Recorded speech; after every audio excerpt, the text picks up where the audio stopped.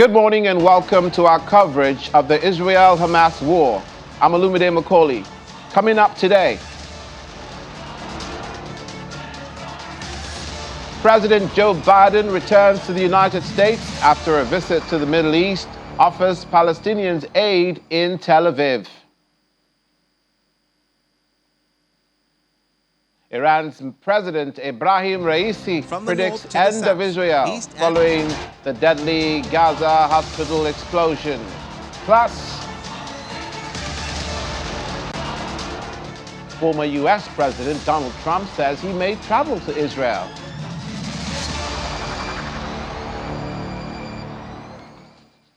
All that and more in the course of today's program. Thank you for being with us. U.S. President Joe Biden returned home in the early hours of Thursday today, following an 8-hour visit to Israel amidst a heightening crisis in the Middle East.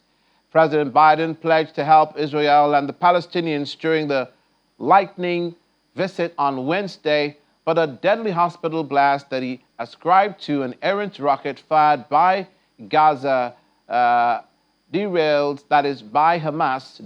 talks to prevent the war from spreading.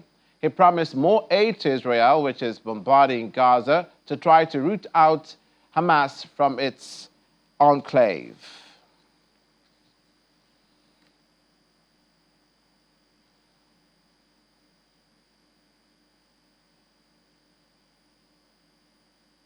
Flying home after the brief Tel Aviv visit on Wednesday, President Joe Biden told reporters he had been blunt with the Israelis about the need to support getting aid to Palestinians in Gaza and pledged support to Israelis and humanitarian assistance to suffering Palestinians.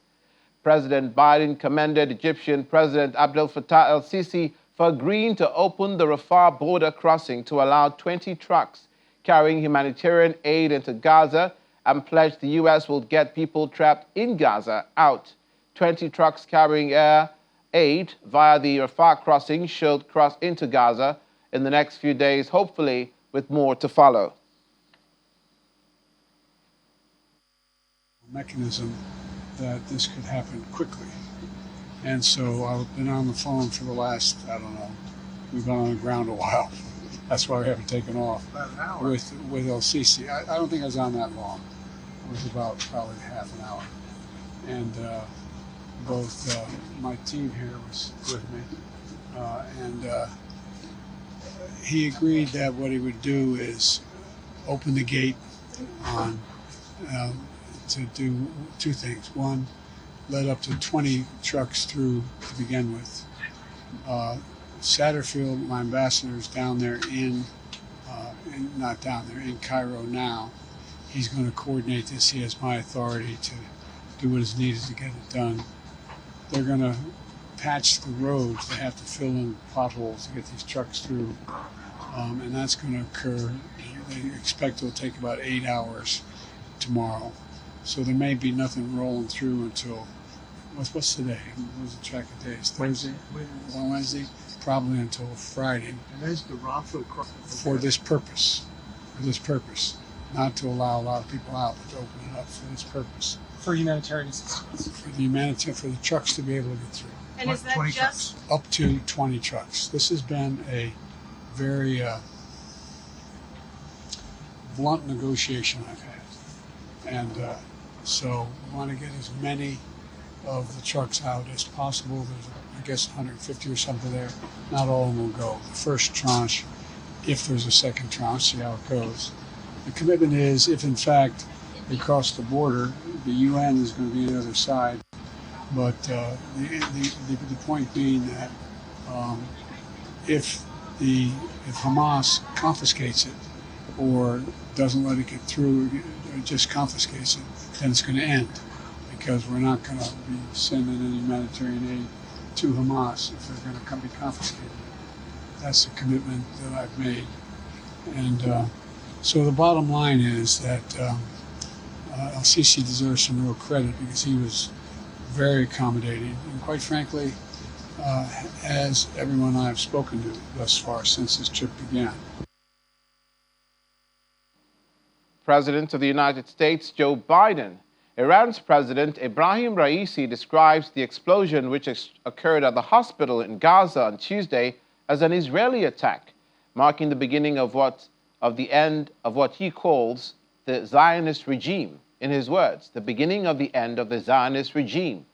Addressing a large crowd of protesters supporting Palestinians in Tehran, he also accused U.S. President Joe Biden and the United States of being a partner in crimes of Israel. The explosion at the Al-Ali hospital in Gaza on Tuesday killed 471 people and left 314 injured. That's according to the Palestinian Health Ministry. Israelis and Palestinians have blamed each other for the hospital bombing. No one has claimed responsibility yet. The Israelis, however, have pointed fingers at Islamic Jihad for a misfired rocket as being the cause of that explosion.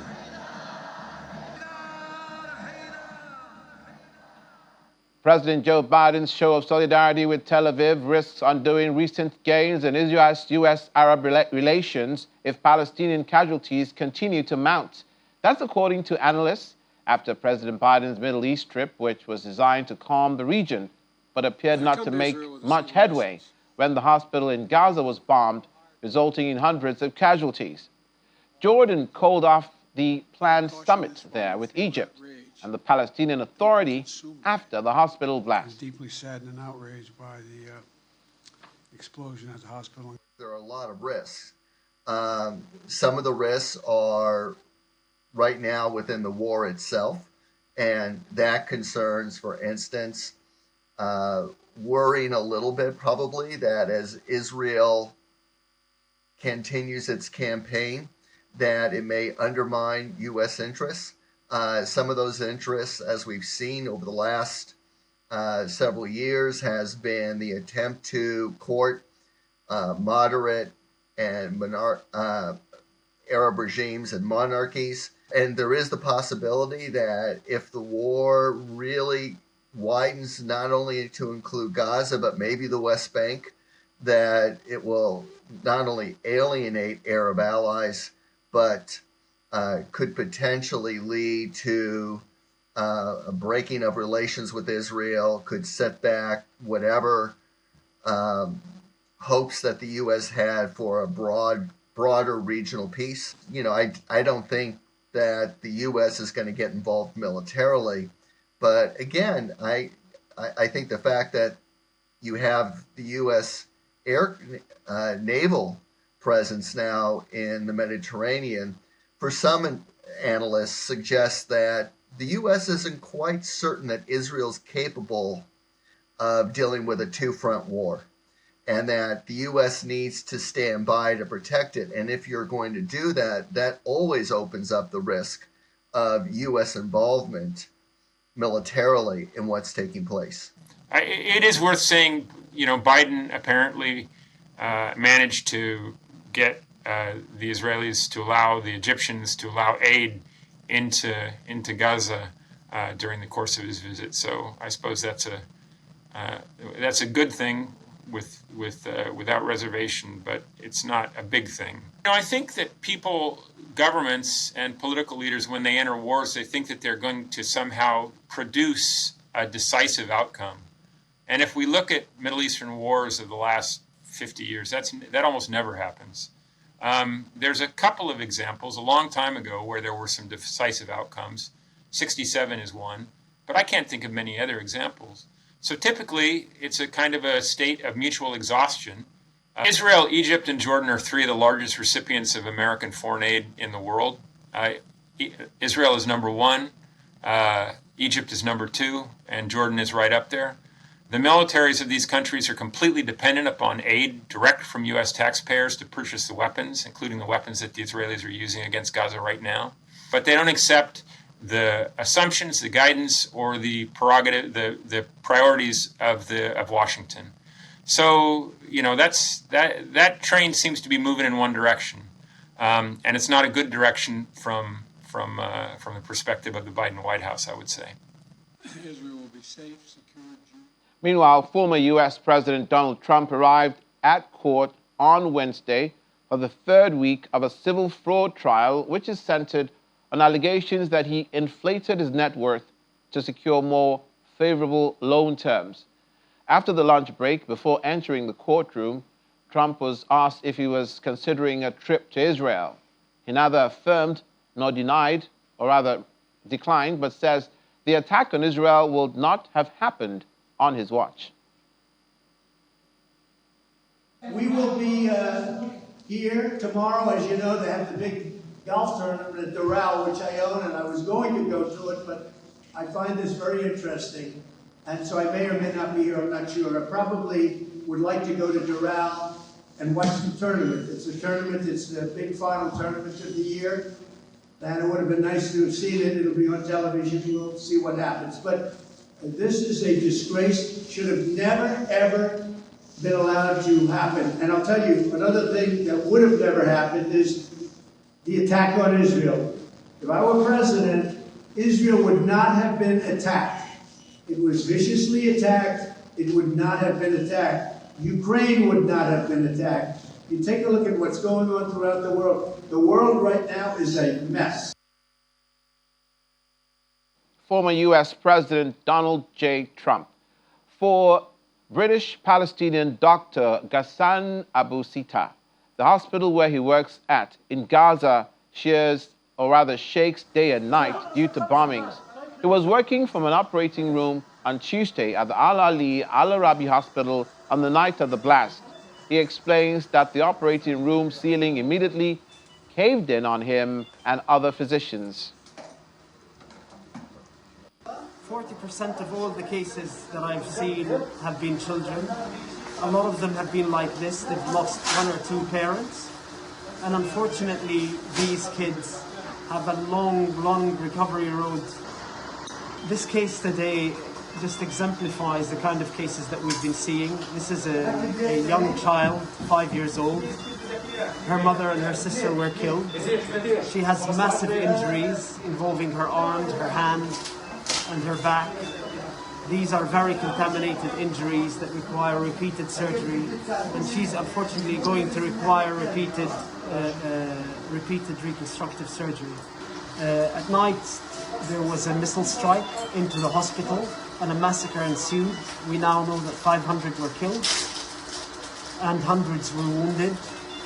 I was in the operating room when the missile struck, and the false ceiling of the operating room fell on us. There were hundreds of dead, there were amputated parts, there were people with primary amputations. I transferred one of the patients to Shifa with a neck injury, and this morning I found out that he's still alive in the intensive care unit. The Venezuelan government has sent dozens of boxes with 30 tons of aid for Gaza. The aid arrived in Egypt on Wednesday. Footage from Al Arish airport shows Red Crescent volunteers loading the boxes onto vehicles. Venezuelan President Nicolas Maduro pressed for the establishment of a humanitarian aid corridor to help the local population during a phone conversation with the Palestinian Authority President Mahmoud Abbas on Sunday. Venezuelan Foreign Minister Yvonne Gil says in a televised interview with the state-run channel that the aid contains non-perishable food, water, first aid kits, medical supplies, and power plants. Meanwhile, hundreds of protesters took to the streets of Chicago in the United States to march in front of Palestinians in support of Palestinians in Gaza. This demonstration echoed other protests that erupted globally amidst outrage over the deadly hospital explosion. The Chicago Coalition for Justice in Palestine, CJP, and other pro-Palestinian groups called for the emergency protest to condemn the bombing of Gaza's Al-Ali Al-Arabi Hospital late on Tuesday, which Palestinian officials say killed 471 people.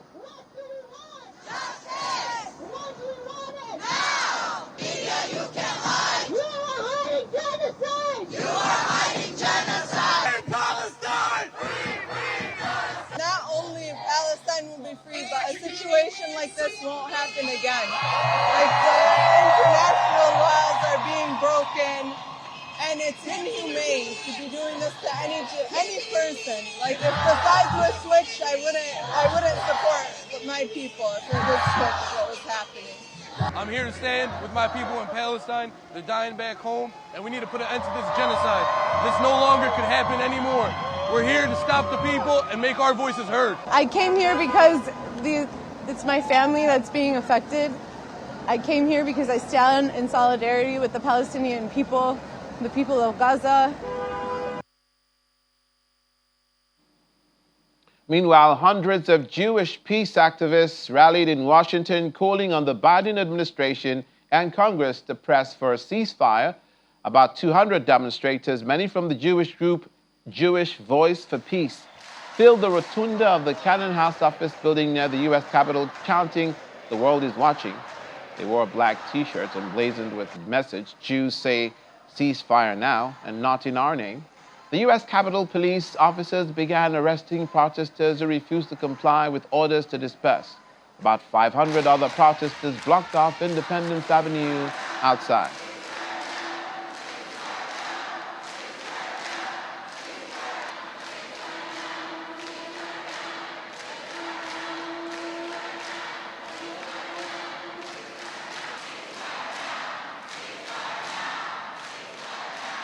Now, I would like to speak to Dr. Kunle Olawumi, who's a retired Navy Commodore and the head of Department of International Relations and Diplomatic Studies at the Chrisland University, Abeokuta, who was also a Deputy Defense Attaché to Israel between 2003 and 2007. He speaks to us virtually from Abeokuta in southwest Nigeria. Good morning, and thank you for being with us. Good morning, Olumide, and thank you for having me. So you see these protests happening around the world, pro-Palestine protests, some factions who say they're speaking for Israel in their view, asking for peace and asking for a ceasefire, which obviously is also a pro-Palestine position. At the same time, we have the supporters of Israel around the world also lending their voice to what has become a dichotomy of voices, one for, one against. While all this is happening, President of the United States, Joe Biden, has managed to secure $100 million in humanitarian aid for the people of Gaza. What are your initial reactions? Thank you very much for that question. I think my initial reaction is that there's a lot of noise, all over the world. A lot of misinformation, propaganda, lies, and so on. I think we should look at three things. What are the issues? Because there's need for us to quiet this noise. What are the issues? So, what are the challenges? Then we look at the prospects. Because if you keep on looking at the issue that is going on now, we cannot solve the problem. Because the essence of this kind of discourse is to look for a solution. Who are the Jews? Are you Jew by birth or Jew by religion? These are the areas we need to clarify. Who are the people in Palestine today? Were they Arabs that are moving to the place? Why do we get to where we are? If you give $100 million for AIDS, how has that one helped anybody? So I think the way the international community is treating this case is very, very elementary, because I think we should be looking for a solution. Before now, what happened in Europe? The Jewish were not welcome in Europe. And that was why we have Holocaust. And the Europeans actually felt that it is safer for them, for Europeans, to get a home for the Jews. And they suggested Uganda, and the Jews said no, they want the biblical place, and they moved them there and kick out the people that were there. That was the genesis, that was the beginning. You move people into a space where already people are living, and they took over the place. Now, those people are now locked up in Gaza, which is the biggest prison in the world, Sorry, And Doctor. out of Sorry, hello. frustration, Sorry, they did Doctor what they Alami. did. Dr. Lamy, sorry, let me pause you there so you can explain further. You can go back to your point. That was for the current Jewish state. What about the Israel before 1948? What about the historic Israel, which was a state, which was a nation? The impression you're given is that Israel did not exist outside 1948. Yeah, if you want us to go to the history, Jesus Christ himself was a black man. He doesn't speak Hebrew. He speaks Aramaic. So if he was a black man, so what happened to the population that were in that region that time? Those people that are in Ethiopia today, Eritrea, some of them that ran to Nigeria and so on.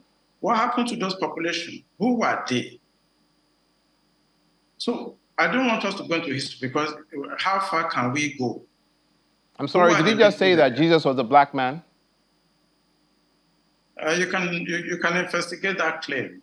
I stand Okay, by it. lest we digress. Let's focus on the Middle East crisis now, and let's focus on the matters at hand. Now that humanitarian aid has been promised by the United States, and Israel, according to President Joe Biden, is beholden to a commitment from them that they will allow the Rafah crossing to be the outlet for this aid. Israel has expressed their reservations that that aid should not fall into the hands of Hamas.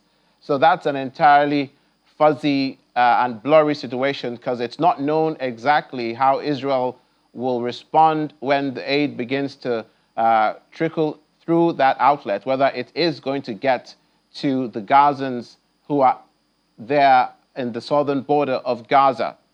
What is your view on how Israel is handling this humanitarian aid for the Palestinians in Gaza? They say they are fine with it, but they don't want that aid to get into the hands of Hamas. Yeah, you cannot differentiate the Hamas from the population in Palestine. You know, the West Bank and the Gaza, or southern parts of Palestinian actually is just like a big prison, and you now want to give food to some prisoners, and you say the food should not get to the gangster within that prison. It's not possible. So I look at some of these things differently. I mean, well, let's address the issue. These are people that are in the biggest prison in the world. We're pumping them every day. I don't support either. I mean, I study in Israel. I have a lot of friends in Israel.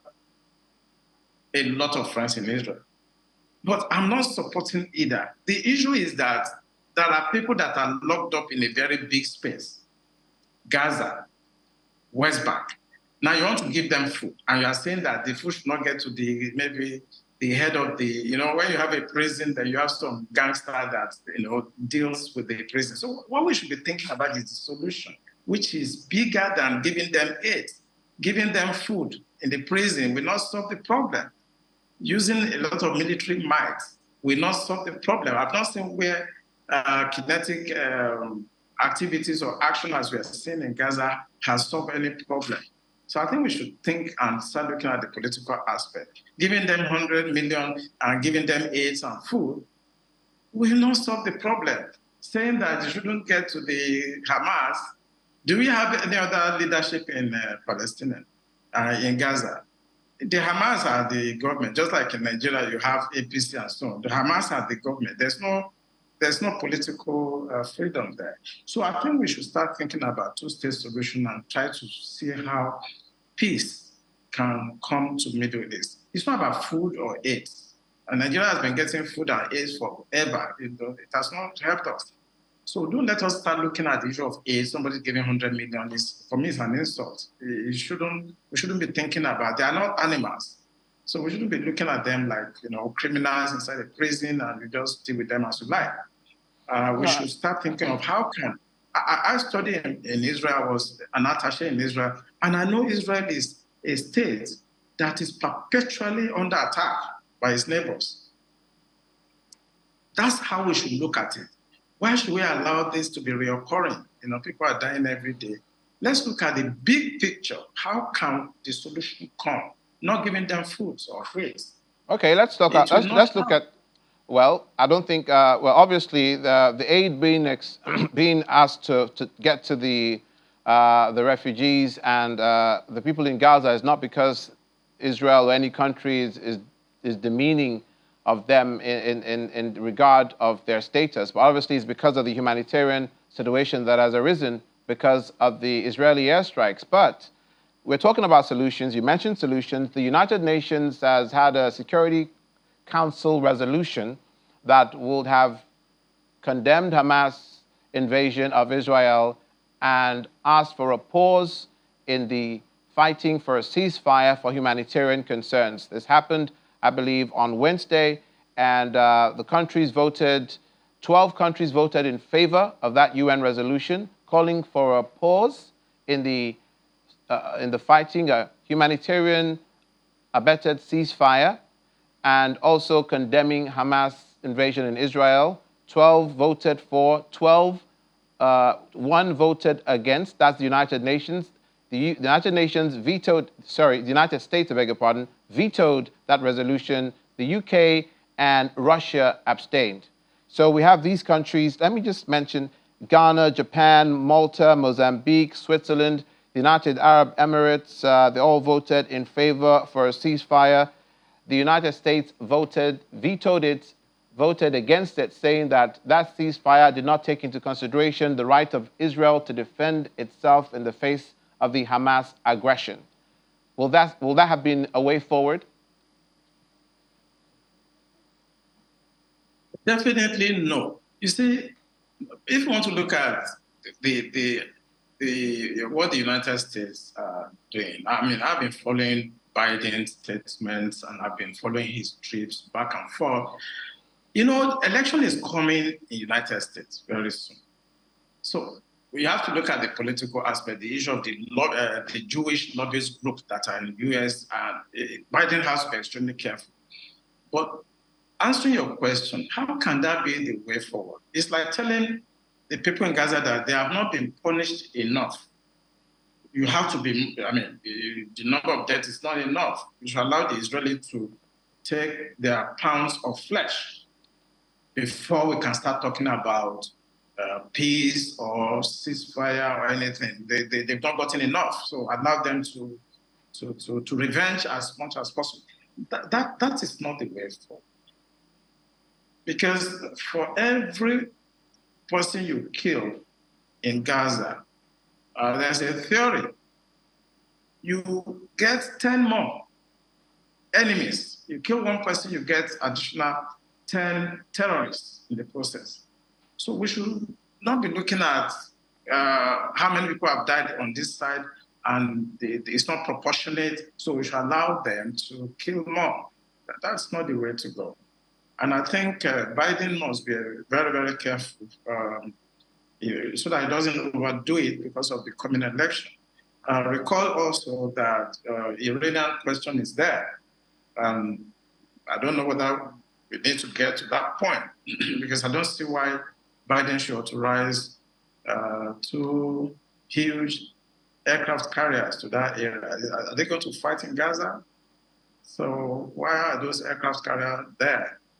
The Ukrainian issue is there, the Iranian issue is there, and we are thinking that Israel should hammer them more. I mean, I feel very, very deeply sorry for Israel for what happened. But when people are pushed to a point where there's a siege on them, sometimes people just react. And we should think critically because history is in the making. We are making history. And names will be mentioned in the next 50 years. Who does what? Biden should not be encouraging Israel to kill more Hamas or more Palestinians so that it can suit them and make them, a little bit happy. What happened in the next 2 years? What happened in the future?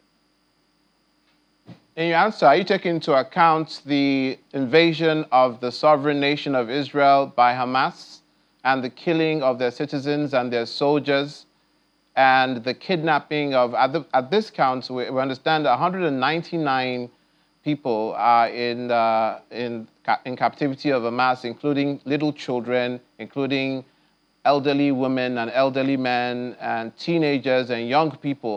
They're all currently in the captivity of Hamas. Is that a consideration for you? No, absolutely. It's a consideration. I don't support whatever Hamas did, and I don't support what the Israelis are doing. I just want to state the fact, put it on the table, and let us look at it. Before now, a lot of Palestinians has been captured. You go to the prisons in Israel, you see thousands and thousands of Palestinian children, women, and so on. I mean, these people have always been under siege, and they have been captured, they have been killed, or maybe almost on a daily basis before this one happened. So I don't really, as a strategic analyst, I don't want to look at what is happening now, because nobody is right, nobody is wrong.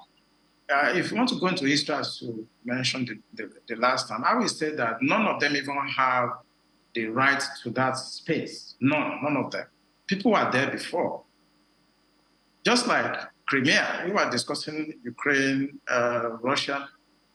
The Russians. Are you saying that the actions of Hamas? Sorry, are you saying that the actions of Hamas were justified? No, none is justified. That's what you just said by inferring that. You said that there were situations where some Palestinians have been killed and some are in Israeli prisons. In response to my question on I was just trying to let you know that actions and reactions often are always equal and opposite. I mean, nobody is mad to just come to your house and attack you, except, there are things that are causatives, there are remote causes, there are immediate causes of some of these things we are discussing.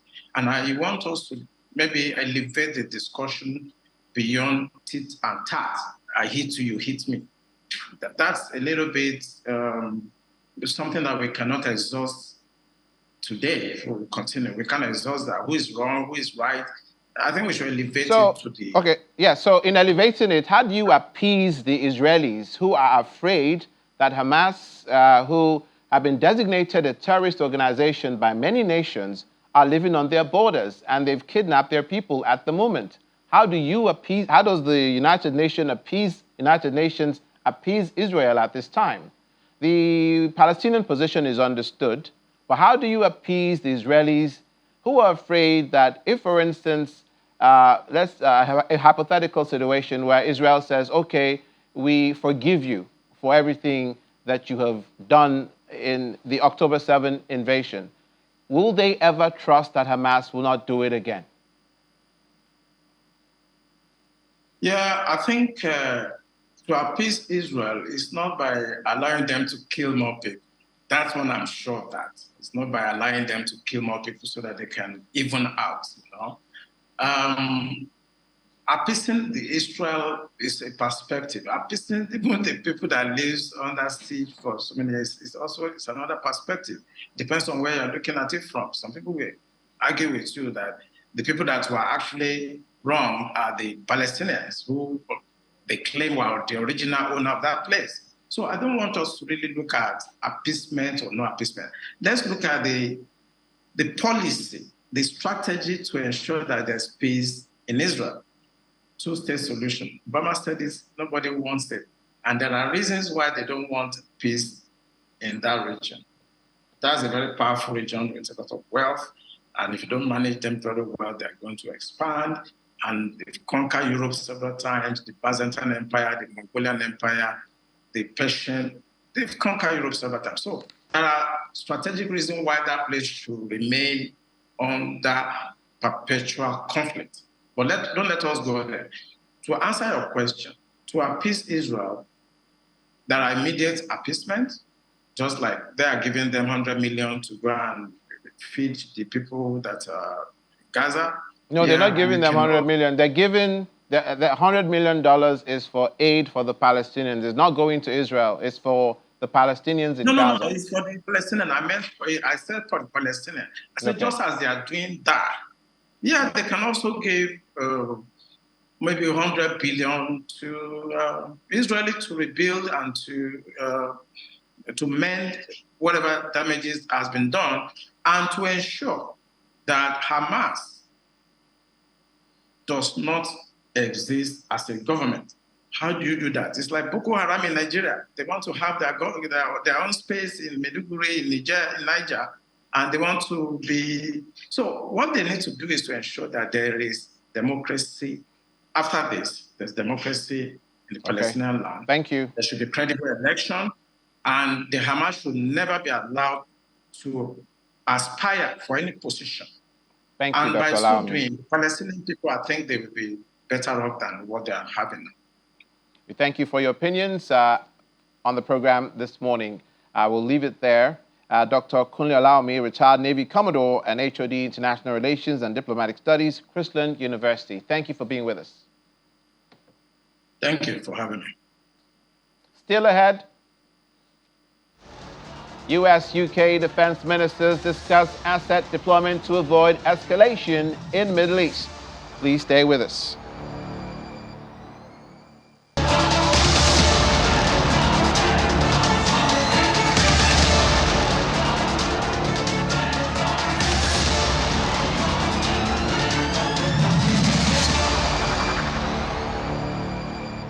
Welcome to the second half of this morning's coverage of the Israel-Hamas war on Channels Television. The Palestinian and the Israeli envoys to the United Nations slammed the United Nations Security Council, which was unable to pass a resolution for a humanitarian pause in the conflict between Palestinian and Israeli forces to allow aid to reach civilians in Gaza. The vote on the Brazilian drafted text was twice delayed in the last couple of days as the United States tried to broker aid access to Gaza. 12 members voted in favor of the draft text on Wednesday, while Russia and Britain abstained. UN Secretary General Antonio Guterres on Wednesday called for an immediate humanitarian ceasefire to allow for the release of hostages and humanitarian aid access to Gaza. The draft resolution also urges Israel, without naming it, to rescind its order for civilians and UN staff in Gaza to move to the south of the Palestinian enclave and condemn the terrorist attack by Hamas. Israel has put Gaza under a total siege and subjected it to intense bombardment. It has vowed to annihilate Hamas after the Islamist terrorist group killed 1,400 people and seized hostages in an October 7 attack on Israel. Palestinian officials say more than 3,000 Palestinians have been killed. Forced posture in the Middle East to avoid further escalation and training of Ukrainian troops fighting Russia were among the topics discussed by U.S. Defense Secretary Lloyd Austin and UK Defense Minister Grant Shapps on Wednesday. During a meeting at the Pentagon, both officials focused on asset deployment to prevent further destabilization following Hamas' attack on Israel and the ensuing battle. Since the Hamas attack, the U.S. military has sought to deter other Israeli adversaries by moving assets into the region that include the USS Gerald R. Ford carrier strike group and the USS Dwight D. Eisenhower to the eastern Mediterranean. The force includes the carrier, a guided missile cruiser, and 4 guided missile destroyers. At my direction, U.S. security assistance to Israel continues to flow in at the speed of war. We've also directed the USS Dwight D. Eisenhower carrier strike group to the eastern Mediterranean, where it will join the USS Gerald R. Ford and its own strike group. And those changes to our force posture send a clear signal to deter hostile actors from trying to shed more blood or to escalate this war. And the UK has sent a similar message by moving British military assets, including a Royal Navy task group, to the region to deter further aggression.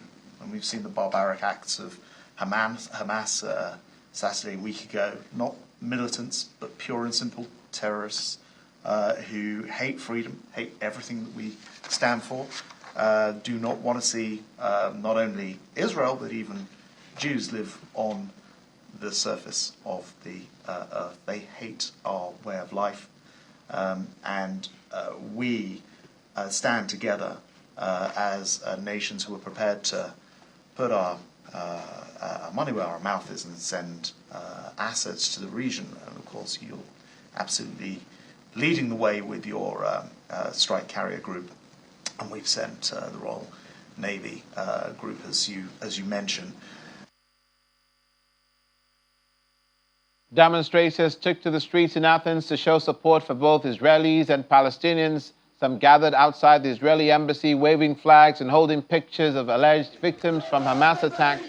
Later, a much larger crowd of protesters marched from the Syntagma Square to show support for Palestinians. Police in riot gear briefly pushed protesters when some attempted to pass a cordoned-off area. Protesters staged anti-Israel rallies in several countries on Wednesday to voice rage at the explosion that killed hundreds of Palestinians at a hospital in the deadliest incident inside Gaza during the Israel-Hamas war.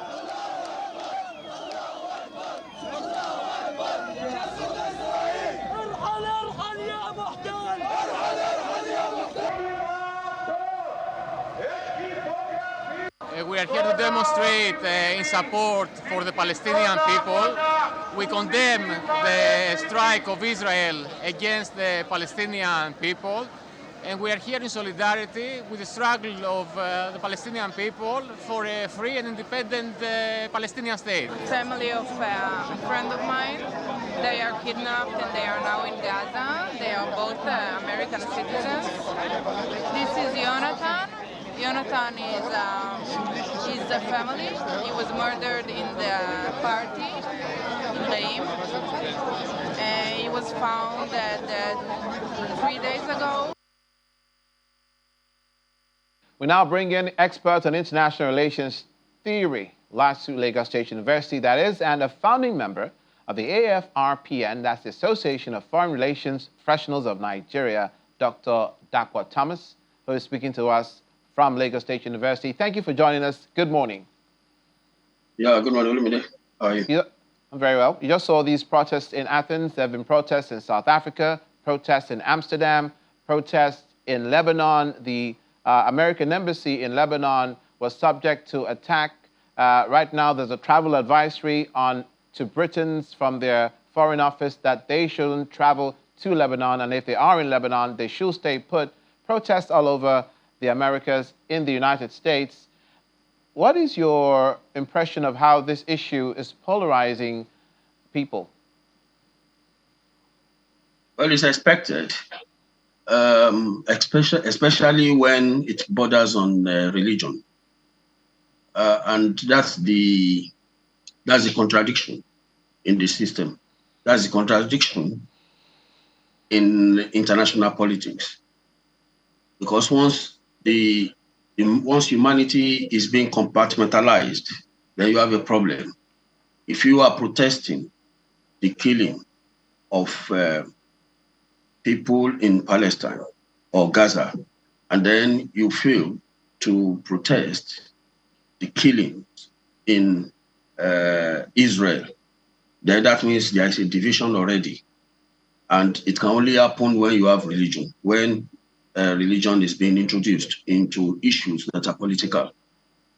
And again, the reason for this protest has been premised, this protest has been premised on a very wrong reason, because from evidence now, well, at least from what we can see on ground now, it has shown that that rocket was misfired by Islamic Jihad, not Israel.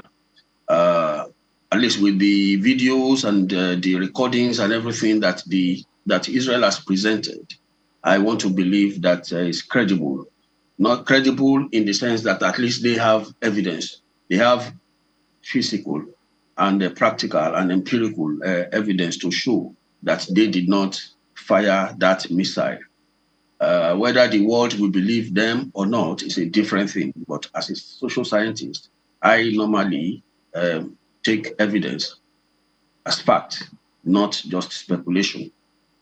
So what's the protest for? The protest now is for those who are killed in the hospital. And like I said, it's premised on wrong reason. However, if you are protesting and then for those who are killed in Gaza, and you fail to protest against Hamas for the carnage and the horrendous killings carried out in Israel, then that means we have a divided humanity. And for as long as we have that kind of scenario, it will be very difficult to achieve a universal position on some of these issues, particularly issues that border on national existence, like this one that we are witnessing. So that's what I would say. There is definitely polarization, and then it will continue to spread because you see, and the fact is, the Muslims, they have a way of coming together, irrespective of the dilution, irrespective of the content, irrespective of the type or the kind of Islam that you are practicing. The only time they came out was the only time that I found a situation where one aspect or one part of the faith was being condemned was during ISIS. A lot of them agreed that this is not Islam. However, because Hamas has been able to institutionalize its own content, because its government is running Gaza government. And so because it has the instrumentality of institutionalizing its own type of religion, everybody now, every Muslim now sees it as something that is sacred or as pure Islam. But I disagree. I disagree that the fact that one does not have institutionalization, instrumentality, does not mean that you should condemn one. And then the fact is, Islamic Jihad, Hamas, Hezbollah, and ISIS, they are of the same content, they are of the same brand. They have the same brand. You cannot compare what Saudi Arabia, Jordan, Qatar, UAE and co. You can't compare. That's what they call Islam. That's Islam. Dr. Thomas, sorry to interrupt you. Yes. But this is a dispute over territory, not a dispute over religion. Even in the throes of the Hamas accusations against Israel, we haven't heard anything of dispute over Israel not permitting them, not allowing freedom of worship. There are mosques in Tel Aviv. There are mosques that are still operational right now in Tel Aviv. Well, I thought you were talking about the protest. So the protest is not. The protest is premised on. It's not a religious thing. It's a dispute over the fact that they say that Israel attacked that mosque. Hospital deliberately. It has nothing to do. That's why I'm saying that. Well, okay. Now let me even discuss the territorial issue. The territorial issue has been settled right from, first, let me say, I'll just say 1917. 1917, when Palestine was still a protectorate under Britain, it was, Israel was given, or let me say, the Zionist group led by Rothschild. They were given settlement. They call it Balfour Declaration of 1917. So, one, it has been settled as far as that content, as far as that position is concerned, 1917, because they were given that declaration to go and settle, even though there was a caveat that they should not make sure that they do not interfere with the extant settlement. You understand? They do not encroach or they do not interfere. That's one. Now, even if we look at 1947, the UN had already partitioned Palestine into two. So I expect that this two-case scenario should be what we should be. I mean, what is ongoing? What is left now? Because you cannot drive the Palestinians away. You cannot drive Israel away. The two of them will claim ownership of the land, historically, biblically, or whatever, or contemporarily. They will definitely want to claim. But now what is important is for the two of them to devise mechanisms for collaboration and cooperation. And it is as a result of this distrust, as a result of this hatred for one another. And like I said, national existence, when national existence comes into play, it's very difficult to have a compromise. So it is that failure to generate or engineer a compromise that is creating this problem. However, without being sentimental about the whole thing, The fact is, I do not see any reason for the attack on Israel on October 7th. I do not. I can't find any reason. I believe that if there is going to be any attack at all, it must be hinged. You have to predicate it on a political statement or a political threat or a political incident. Political statement meaning if the Hamas had gotten intel information or intel report concerning, about Israel coming to attack them in 8 days' time or whatever, yes, they could have reacted. It will be allowed. If Israel had attacked them before they went on October 7th to attack Israel, it's automatic that you have to react. But for you to just wake up one morning to go and attack a nation that you know is constantly under existential fear because it's surrounded by by Arab nations. So for you to attack that kind of country is very terrible. It's uncalled for. You are creating problems. You have been existing, side by side. West Bank is there being ruled by the Fatah, and then you are there. So what was the need? Why do you have to attack Israel? For what? What is this something? You cannot drive them away. The only thing you could have said is, okay, you are revenging the killings of the past. So if everybody does not forget about what had happened in the past, then we are creating serious problems that will be eternal. Indeed. We'll leave it there. We thank you for your contribution and your opinion this morning, Dr. Dakwa Thomas. Dr. Dakwa Thomas joined us from Lagos State University, expert on international relations. Thank you for being with us today. Yeah, thank you for having me. Finally, and the world of sports, football to be particular, Liverpool forward in the English Premier League, Mohamed Salah, is calling for an end to what he calls massacres in Gaza, saying humanitarian aid must immediately be allowed into the besieged Palestinian enclave.